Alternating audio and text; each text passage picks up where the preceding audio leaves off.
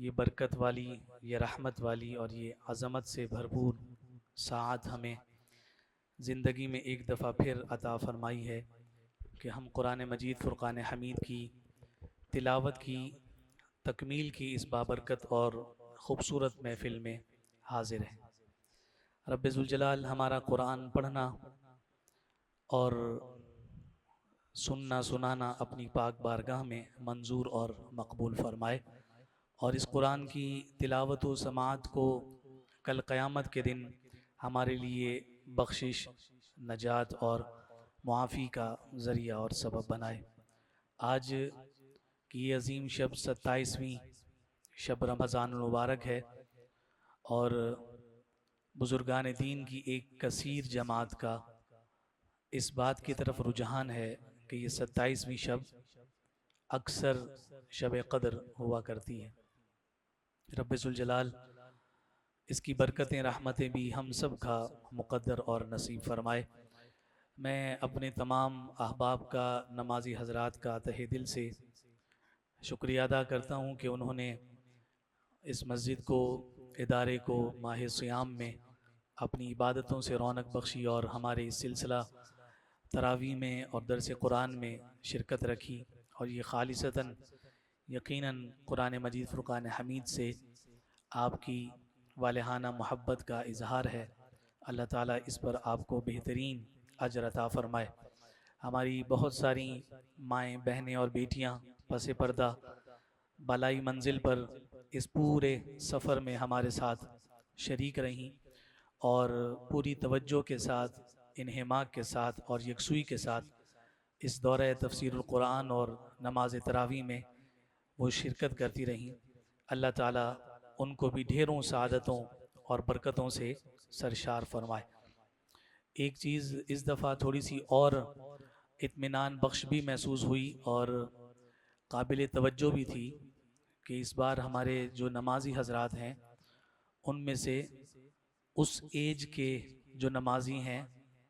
ان کی تعداد زیادہ تھی کہ جو 7 سے 12-13 سال کی عمر کے درمیان کے بچے ہیں۔ ان کی ایک بڑی تعداد ہمارے ساتھ نماز میں نہ صرف شریک رہی بلکہ اہتمام کے ساتھ وہ شرکت کرتے رہے۔ ہم سب دعا گو ہیں اللہ رب العزت انہیں صحیح معنوں میں دین کا محافظ فرمائے، اور اس عمر میں انہیں جو عبادت کا سرور محسوس ہو رہا ہے، اللہ تعالیٰ ان لذتوں سے انہیں اپنی جوانیوں تک میں برکتیں عطا فرمائے۔ گزشتہ سال بھی ہم نے ایسے ہی بچوں کی حوصلہ افزائی کے لیے 28ویں تراویح کے بعد ایک مختصر سی تقریب میں ان کو کچھ تحائف پیش کیے تھے، اور یقیناً وہ عزت افزائی کے لیے ہوا کرتے ہیں، حوصلہ افزائی کے لیے ہوتے ہیں۔ بچوں کو موٹیویشن درکار ہوتی ہے، شاید اسی کا اثر ہے کہ اس سال اور ہمیں رغبت نظر آئی۔ تو انشاءاللہ ایسے ہمارے تمام جو مقتدی حضرات ہیں، جو ہمارے نایاب اور خوبصورت مقتدی ہیں، اور ان کے بارے میں یقین ہے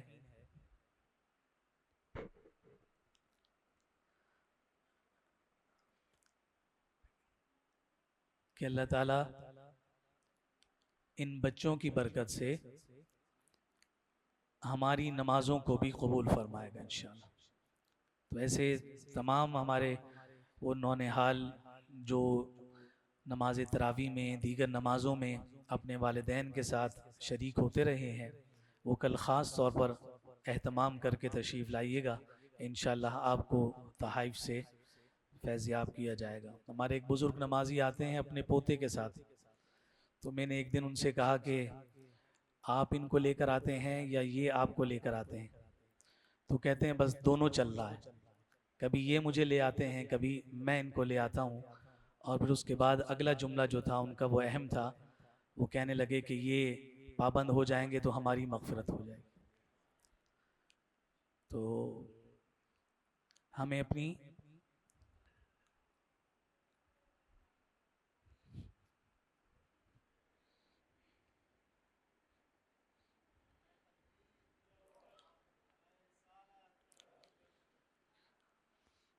اپنی اولادوں پر محنت کرنی ہے۔ انہی اولادوں نے کل اسلام کی خدمت کرنی ہے، انہی اولادوں نے کل ان اسلام کے شعائر کو زندہ رکھنا ہے، اور انہی اولادوں نے ہمارے لیے قبر میں راحت کا سامان کرنا ہے۔ اللہ تعالی ہماری نوجوان نسل کو راہ ہدایت پر استقامت عطا فرمائے، اور ان کو عبادت کی لذت اور عبادت کا سرور عطا فرمائے۔ آج کی شب کے جو ہمارے معمولات ہیں ان میں انشاءاللہ ختم القرآن ہے، اس کے ساتھ ہماری اجتماعی دعا ہوگی، اور اس کے بعد ہم رات 2 بجے انشاءاللہ جو اجتماعی طور پر سال میں ایک ہی ہمارا یہ صلاۃ التسبیح کا اجتماع ہوتا ہے، اور ایک بہت بڑی تعداد اس نماز میں ہمارے ساتھ شریک ہوتی ہے، تو انشاءاللہ آج رات 2 بجے یہ صلاۃ التسبیح ہے۔ اس کے بعد ہم اللہ کا ذکر کریں گے اور اجتماعی دعا ہوگی۔ آپ تمام احباب اس نشست میں بھی شرکت فرمائیں، اور پھر اس کے بعد ہم سال میں اس 27ویں سحری کے لیے آپ کو خاص طور پر مدعو کرتے ہیں اور دعوت پیش کرتے ہیں کہ یہ سحری جو ہے آپ ہمارے ساتھ مسجد میں کریں، تو یہ بھی انتظام آپ حضرات کے لیے ہے۔ اس محبت بھری دعوت کو بھی آپ قبول فرمائیں، اور پھر نماز فجر کے متصل بعد سے لے کر وقت اشراق تک جو ایک محفل نعت کا ایک سلسلہ ہے جو کئی سالوں سے جاری و ساری ہے، تو انشاءاللہ وہ تقریب بھی کل صبح جو ہے وہ منعقد ہوگی۔ آپ تمام حضرات سے گزارش ہے کہ اس میں بھرپور شرکت فرمائیں۔ وہ گھنٹہ سوا گھنٹہ کی جو نشست ہے، اس کے بعد ہم وقت اشراق پر نماز اشراق ادا کریں گے، اور جان کائنات صلی اللہ علیہ وسلم کا جو فرمان ہے کہ جس نے نماز فجر با جماعت ادا کی اور پھر اپنی جگہ پر قائم رہا یہاں تک کہ سورج نکل آیا، پھر اس نے 2 رکعت نفل ادا کی، اللہ رب العزت اسے کامل حج اور کامل عمرے کا ثواب عطا فرماتا ہے۔ تو اس حدیث پر عمل کی غرض اور نیت سے آپ حضرات اس میں ضرور شرکت فرمائیے گا، اور 29ویں جو صبح ہوگی، 29ویں روزے کی جو فجر ہے، اس میں بھی انشاءاللہ ایک اور ہم خوبصورت محفل سجائیں گے، اس کی بھی آپ کو دعوت پیش کی جاتی ہے۔ عید کی نماز کا جو وقت انتظامیہ کی جانب سے باہمی مشاورت سے مقرر کیا گیا ہے وہ 7:30 بجے ہے۔ 7:30 بجے انشاءاللہ ہم عید الفطر کی نماز ادا کریں گے۔ اللہ نے چاہا تو اس سال ہمیں 30 روزے مکمل نصیب ہوں گے، اور پھر اس کے بعد عید الفطر کے دن یہ عظیم اجتماع اور اس کی جماعت 7:30 بجے انشاءاللہ ادا کی جائے گی۔ آج ہماری تلاوت کا آغاز سورۃ الضحیٰ سے ہے۔ سورۃ الضحیٰ کے حوالے سے چند باتیں ہم نے کل آپ کی خدمت میں گوش گزار کی تھیں، اور پھر اس سورت کی آخری 3 آیات میں اللہ رب العزت نے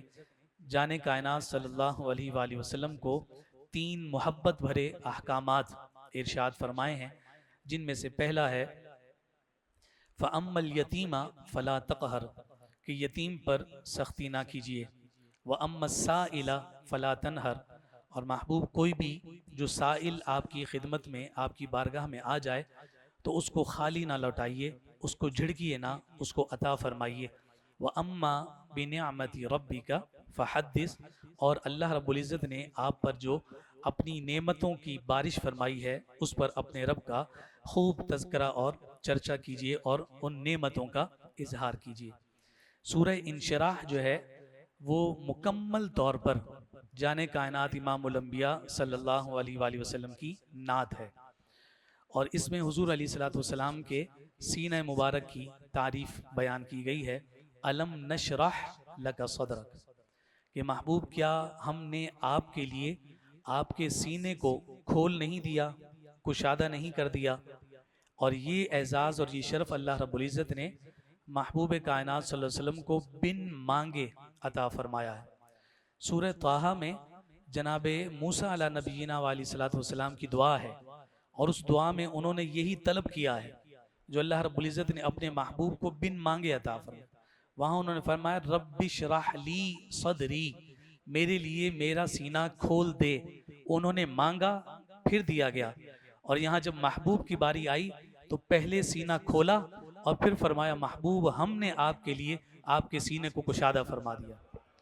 اور پھر اس کے بعد آگے فرمایا وَوَضَعْنَا عَنْكَ وِزْرَكَ الَّذِي أَنْقَضَ ظَهْرَكَ وَرَفَعْنَا لَكَ ذِكْرَكَ، کہ محبوب ہم نے آپ سے اس بوجھ کو ہٹا دیا ہے جس نے آپ کی کمر مبارک کو بوجھل کر رکھا تھا، یعنی نبوت اور رسالت کا بوجھ اور اس کے واجبات اور ذمہ داریوں کی جو ادائیگی ہے، محبوب ہم نے اسے آپ پر آسان فرما دیا ہے۔ اور پھر اس کے بعد فرمایا وَرَفَعْنَا لَكَ ذِكْرَكَ، اے حبیب ہم نے آپ کے لیے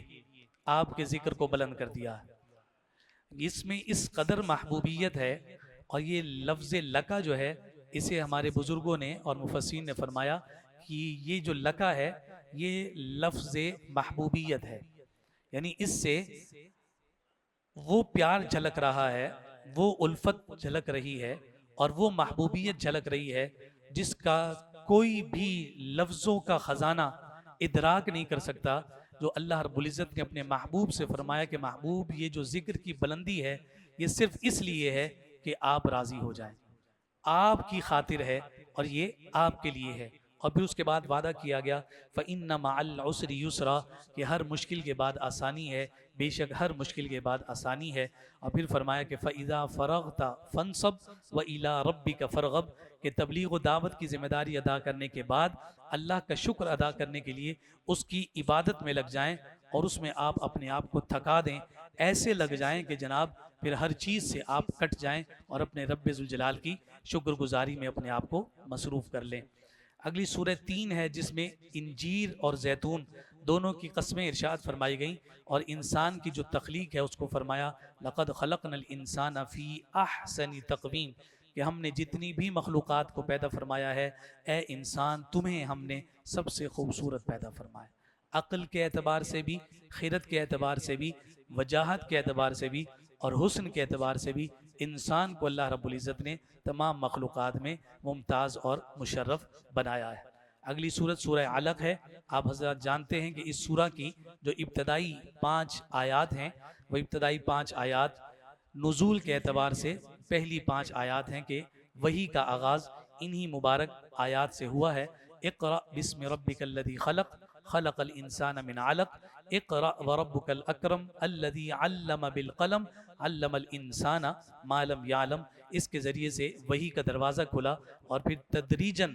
23 سال کم و بیش کے عرصے میں قرآن مجید فرقان حمید جیسے جیسے ضرورت رہی حضور کے سینہ انور پر یہ نازل ہوتا رہا۔ اگلی سورت سورہ قدر ہے جو خاص طور پر شب قدر کو ایڈریس کرتی ہے، جس کے بارے میں یہاں فرمایا کہ لیلۃ القدر خیر من الف شہر، کہ یہ آج کی ایک رات 1000 مہینوں سے بہتر ہے اور افضل ہے۔ اس رات کی شان یہ ہے کہ فرمایا کہ تنزل الملائکۃ والروح، کہ اس رات جبریل بھی اور ملائکہ بھی زمین کی جانب نزول اجلال فرماتے ہیں، اور کیا کرتے ہیں کہ نزول اجلال فرمانے کے بعد ہر سمت پھیل جاتے ہیں، اور سلام ہی حتی مطلع الفجر، ان کے ذریعے سے فجر طلوع ہونے تک پوری روئے زمین پر سلامتی ہی سلامتی بکھیری جا رہی ہوتی ہے۔ تو جبریل کا اترنا اور فرشتوں کا اترنا کیسے پتہ چلے، کیسے محسوس ہو کہ فرشتے اترے ہوئے ہیں؟ ہمارے صوفیہ فرماتے ہیں کہ شب قدر کی ایک علامت یہ بھی ہے کہ انسان پر گریہ طاری ہو، انسان کو رونا آئے۔ فرمایا کہ کسی کو جاننا اور پہچاننا ہو کہ شب قدر کب ہے، تو فرمایا کہ ان طاق راتوں میں وہ محسوس کرے کہ اس پر جو ہے وہ رقت کس رات میں طاری ہو رہی ہے۔ اور ساتھ فرمایا کہ یہ فرشتے اترتے ہیں اور اللہ کے مقبول بندوں سے مصافحہ کرتے ہیں۔ پوچھا کہ جو جن سے مصافحہ کرتے ہیں ان کا کیسے پتہ چلتا ہے کہ ان سے مصافحہ ہوا ہے؟ فرمایا جن سے مصافحہ کرتے ہیں ان کی آنکھیں روتی ہیں۔ تو اس رات جسے رونا نصیب ہو جائے تو گویا کہ انہیں فرشتوں کا مس اور ان کا مصافحہ نصیب ہو گیا ہے۔ اللہ رب العزت اس رات کی برکتیں ہم سب کا مقدر اور نصیب فرمائے۔ اس رات کا جو تعارف ذکر کیا گیا وہ تعارف یہ ذکر کیا گیا کہ اس رات میں ہم نے قرآن کو نازل کیا ہے، اور اس سے مراد یہ لیا کہ اس رات کو قرآن کے نزول کی ابتدا اور آغاز ہوا۔ اگلی سورت سورہ بینہ ہے جس میں جو صالحین ہیں ان کا تذکرہ بھی کیا گیا، اور جو اللہ رب العزت کے نافرمان بندے ہیں ان کا تذکرہ کرنے کے بعد سورہ زلزال میں قیامت کے دن کے زلزلے کا تذکرہ ہے کہ جس دن زمین کو زلزلے سے ہلا دیا جائے گا، اور پھر اس کے بعد جب سارے خزانے زمین سے نکل کر اوپر آ جائیں گے تو انسان کہے گا ما لہا، یہ کیا ہے، یہ کیا ہو گیا؟ کہ زمین کے اندر سے بھی سارے نکل کر باہر آ گئے. وقال الانسان ما لها، تو اسے کہا جائے گا یومئذ تحدث اخبارها، یہ وہی تو دن ہے کہ جس کی تمہیں خبر دی جاتی رہی لیکن اس کو تم تسلیم کرنے سے انکار کر رہے تھے. اگلی سورت سورہ عادیات ہے. یہ ان مجاہدین کے گھوڑوں کی قسموں پر مشتمل یہ عظیم صورت ہے. اس فرمایا کہ مجاہدین کے گھوڑوں کی قسم کے انسان جو ہے وہ بڑا ناشکرہ ہے اور اس کے ناشکرہ ہونے پر خود اس کے اعمال گواہ ہیں. یہاں گھوڑے کا تذکرہ ہے، گھوڑے کی ٹاپوں کا تذکرہ ہے، اس سے نکلنے والی چنگاریوں کا تذکرہ ہے، لیکن اس انسان کے لیے کیا پیغام ہے؟ فرمایا کہ اس گھوڑے کو دیکھو کہ یہ اپنے مالک کا کس قدر وفادار ہے. جب اس کا مالک اس پر سوار ہو جائے اور اس کو لے کر میدان جہاد میں نکل جاتا ہے تو اس گھوڑے کے دائیں بائیں سے تیروں کی بارش ہوتی ہے، ہر طرف سے جناب تیز دھار تلواریں جو ہیں وہ اس کی جانب ہوتی ہیں، لیکن یہ اپنے مالک کے ساتھ وفا کرتا ہے، بدکتا نہیں ہے، مالک کے ساتھ میدان جہاد میں کھڑا رہتا ہے، نہ خود پیچھے ہٹتا ہے نہ ہی اپنے مالک کو پیچھے ہٹنے دیتا ہے. فرمایا کہ یہ تو ایک جانور ہے کہ جو اپنے مالک سے اتنا وفادار ہے. انسان تو غور کر کہ تو اپنے مالک کے حقیقی سے کس قدر بے وفائی کیے بیٹھا ہے اور تیرا رب تجھ سے جو کام کہتا ہے تو اس کے خلاف سر انجام دیتا ہے. تو فرمایا کہ عبرت ہے انسان کے لیے اس بات میں کہ رب نے یہ وفا کا مادہ ایک جانور میں بھی پیدا فرمایا ہے، لیکن انسان اشرف المخلوقات ہونے کے باوجود اپنے انسان اور دوسری جنس کے ساتھ بے وفائی نہیں بلکہ اپنے خالق کے ساتھ بے وفائی کرتا ہے. تو اسے اندازہ کرنا چاہیے وہ کس قدر محرومی کا سامنا ہے. اسی وجہ سے یہاں فرمایا کہ انسان کی جو طبیعت ہے، اس کی جو فطرت ہے، اس میں مال کی جو محبت ہے وہ اس انسان کے لیے بہت بڑی آزمائش ہے. اس لیے فرمایا کہ اگر انسان کے پاس سونے کی ایک پوری وادی ہو تو وہ اس بات کی خواہش کرتا ہے کہ مجھے اس جیسی ایک اور وادی مل جائے. فرمایا اگر اس کو وہ وادی بھی دے دی جائے تو پھر وہ اور خواہش کرتا ہے کہ مجھے تیسری وادی مل جائے. آقا کائنات صلی اللہ علیہ وسلم فرماتے ہیں کہ اس کے منہ کو اور اس کے پیٹ کو زمین کی مٹی کے سوا کوئی چیز نہیں بھر سکتی ہے. یعنی انسان کا جو حرص ہے وہ کسی جگہ پر بھی اختتام پذیر ہونے والا نہیں، وہ زیادہ سے زیادہ کا متلاشی رہتا ہے. پھر اس کے بعد اگلی سورت سورہ قاریعہ ہے. وہ زوردار اور گرجدار کھڑکنے کی جو آواز ہے اس کو یہاں فرمایا گیا القاریعہ مل قاریعہ وما ادراک مل قاریعہ یوم یکون الناس کالفراش المبثوث وتکون الجبال کالعہن المنفوش. پہاڑ روئی کے گالوں کی طرح اڑ رہے ہوں گے، پہاڑ جن کو دیکھ کر ہمیں ہیبت محسوس ہوتی ہے، جن کو دیکھ کر ہمیں جو ہے رب کی عظمت یاد آتی ہے کہ جناب یہ پہاڑ کتنے سخت ہیں کہ جو کیل کی مانند زمین پر جو ہے وہ ٹھوک دیے گئے ہیں کہ جس کی وجہ سے زمین ہلتی نہیں، قرار رکھتی ہے. لیکن کل قیامت کے دن اتنی عظیم مخلوق بھی جب روئی کے گالوں کی طرح ہوگی تو فرمایا یوم یکون الناس کالفراش المبثوث، اس دن انسان جو ہے وہ ایسے بکھرا پڑا ہوگا کہ جس طرح سے پروانے اور جناب کیڑے مکوڑے دائیں بائیں بکھرے پڑے ہوتے ہیں، اس دن انسان کو اپنی حقیقت کا اندازہ ہو جائے گا. پھر اس کے بعد اگلی سورت سورت التکاثر ہے. الہاکم التکاثر، کثرت کے شوق نے، مال کے حرص نے انسان کو ہلاک کر دیا. حتی زرتم المقابر، وہ جمع کرتا رہا کرتا رہا کرتا رہا یہاں تک کہ اس کو قبر کی زیارت کرنی پڑ گئی.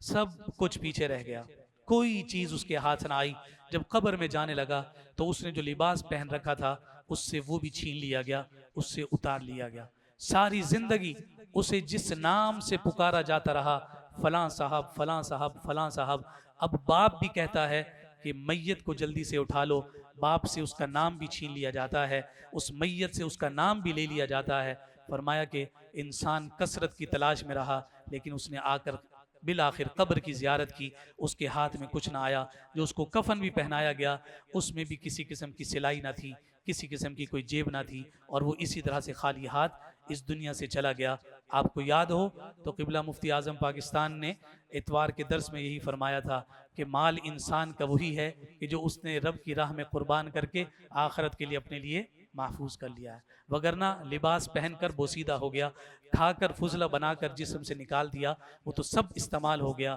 لیکن جو بچ گیا وہی ہے جو اللہ رب العزت کے راہ میں خرچ کر دیا گیا. اور آخری آیت جو ہے فرمایا ثم لتسألن یومئذ عن النعیم، اس دن سوال کیا جائے گا نعمتوں کے بارے میں پوچھا جائے گا ہم نے تم پر یہ جو اکرام کیا تھا، یہ جو انعام کیا تھا، تمہیں رحمتوں کے حصار میں ہم نے رکھا تھا، اب بتاؤ ذرا تم نے اس کو کہاں استعمال کیا تھا۔ پوچھا جائے گا تیری جوانی کہاں لگی ہے، پوچھا جائے گا تیرا مال کہاں کہاں صرف ہوتا رہا، پوچھا جائے گا کہ جناب تجھے ہم نے علم عطا کیا تھا اس کو کہاں استعمال کیا۔ فرمایا کہ ان ساری چیزوں کا کل قیامت کے دن جواب دینا پڑے گا۔ فرمایا کہ یہ انسان کا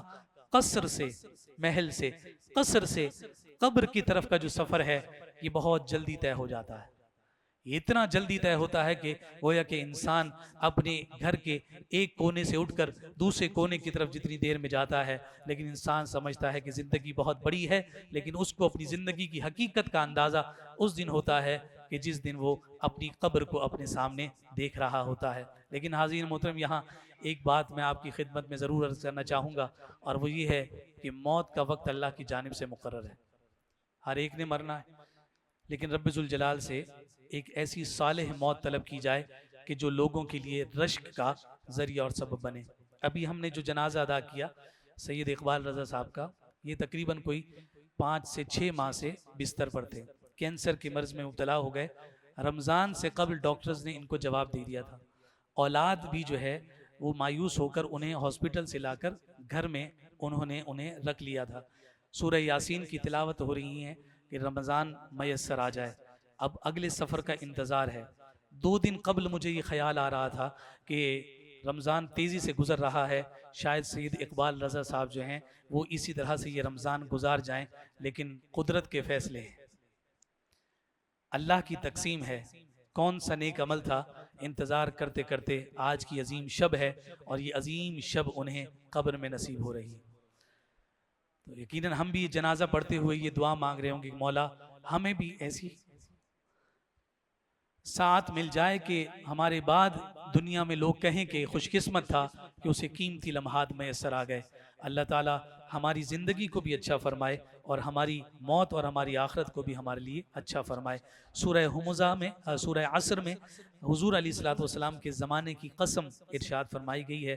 قسم ہے زمانے کی، ان الانسان لفی خسر، کہ بے شک انسان جو ہے وہ خسارے میں ہے۔ امام شافعی رحمۃ اللہ تعالی علیہ کا قول ہے، آپ فرماتے ہیں کہ اگر لوگ صرف قرآن کی اس ایک سورت پر تدبر کر لیں، صرف ایک سورت پر غور و فکر کر لیں، فرمایا کہ یہ ایک سورت ان کے نجات کے لیے، ان کی ہدایت کے لیے کافی و شافی ہو جاتی ہے۔ اگلی سورت سورہ ہمزہ ہے، ہر عیب نکالنے والے اور تانا دینے والے کے لیے خرابی کو ذکر کیا گیا، اور بہت ساری دیگر بیماریوں کا تذکرہ جس میں غیبت کا ذکر ہے، حسب و نفس، نسب اور دین و مذہب کے اعتبار سے جو تانا دیا جاتا ہے، مذاق اڑایا جاتا ہے، اس کا تذکرہ ہے، اور منافقین کی عادت کو ذکر کیا گیا کہ وہ غریب مسلمانوں کا مذاق اڑایا کرتے ہیں، اور یوں ہی یہود و نصارہ دین حق کا مذاق اڑاتے ہیں، تو ان کے لیے انتہائی ذلت آمیز عذاب کا تذکرہ یہاں ذکر ہوا۔ سورہ فیل کا تذکرہ ہے، آپ سب جانتے ہیں کہ یہ سورہ فیل اصحاب فیل کا تذکرہ بیان کرتی ہے۔ صنعا کا گورنر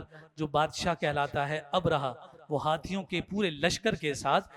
کعبۃ اللہ کو ڈھانے کے لیے آیا تھا، لیکن اللہ رب العزت نے اپنے پاک گھر کی حفاظت کا انتظام فرمایا، اور ابابیلوں کی صورت میں جھنڈ کے جھنڈ بھیجے کہ جن کے منہوں میں رب ذوالجلال نے پکی ہوئی مٹی کے کنکر رکھے تھے، اور وہ ان جو ہے ہاتھیوں اور ان کے لشکر کی جانب اس قدر تیزی اور سرعت کے ساتھ پھینک رہے تھے کہ اللہ رب العزت نے اس بڑے لشکر کو کہ جو ہاتھیوں پر مشتمل تھا اور ہزاروں کی تعداد میں تھا، ان کی موت کو رب ذوالجلال نے ابابیلوں کے ان منہ میں موجود کنکروں کے ذریعے سے فرمایا، اور کہا فَجَعَلَهُمْ كَعَصْفٍ مَأْكُولٍ، ہم نے ان کا حال ایسے کر دیا کہ جیسے کھایا ہوا بھس ہوا کرتا ہے۔ اس کے بعد سورہ قریش کا میں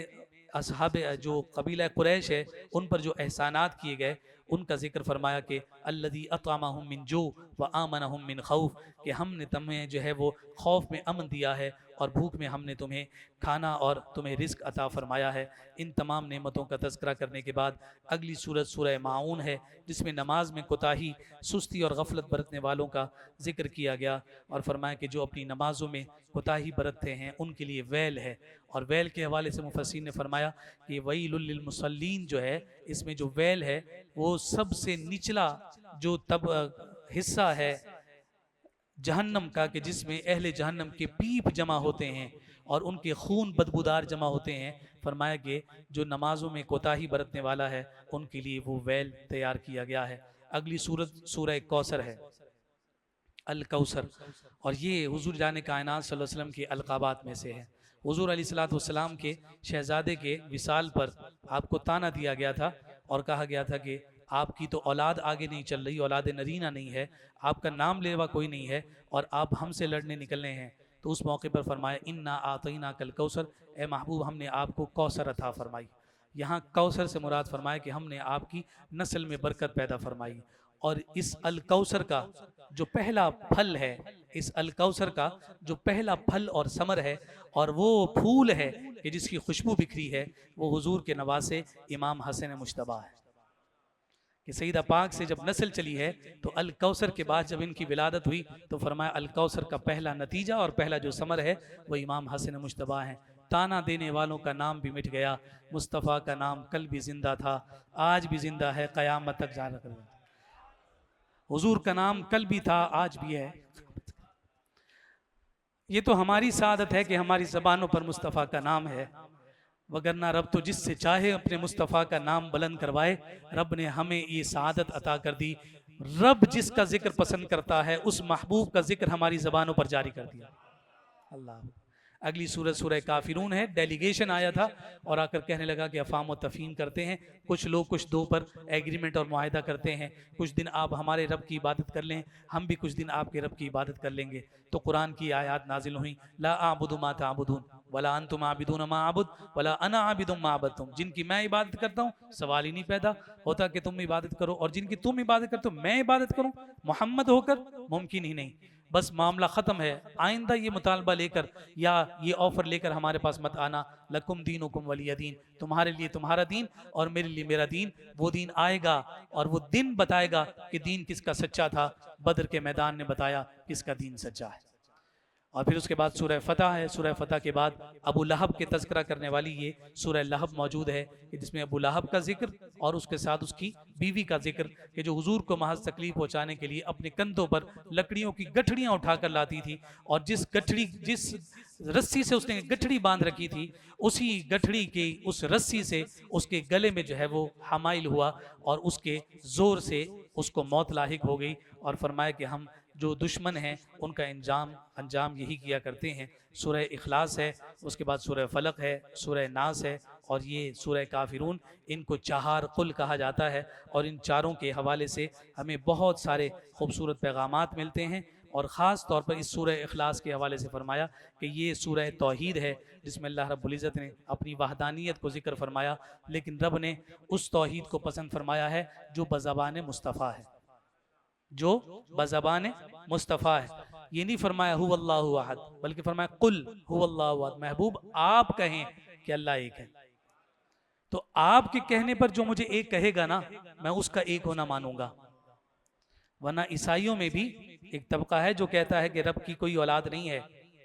وہ کہتے ہیں کہ اللہ ایک ہے، وہ کہتے رہیں ایک ہے، لیکن چونکہ وہ مصطفیٰ کے کہنے پر ایک نہیں کہتے، رب فرماتا ہے وہ قبول نہیں کروں گا۔ قل، محبوب آپ ان سے کہیے، آپ کے کہنے پر جو کہیں گے نا میں ان کی مان لوں گا، میں ان کے لیے ایک ہوں اور میں ان کے لیے بے نیاز ہوں، میری شان لم یلد ولم یولد ہے، میری شان لم یکن لہ کفوا احد ہے کہ میرا کوئی ہمسر نہیں ہے، میری بے نیازی کو کوئی چیلنج نہیں کر سکتا، اور جناب میری بے نیازی کا عالم یہ ہے کہ میں کسی کا محتاج نہیں ہوں، لیکن ساری کائنات کل بھی میری محتاج تھی، آج بھی ہے اور قیامت تک محتاج رہے گی۔ جو رب کو اپنے لیے سب کچھ مان لیتا ہے اور رب کی محتاجی میں آ جاتا ہے تو رب ذوالجلال پھر اسے مخلوق کی محتاجی سے محفوظ اور مامون فرما دیتا ہے۔ یہ تمام صورتیں ہمیں خوبصورت پیغامات کے ساتھ ہمیں ہدایت کا پیغام عطا کرتی ہیں، ہمیں راہ ہدایت پر لانے کے لیے اللہ کے حبیب صلی اللہ علیہ وآلہ وسلم کی زبان مبارک سے یہ خوبصورت اسالیب ہمیں عطا ہوتے رہے۔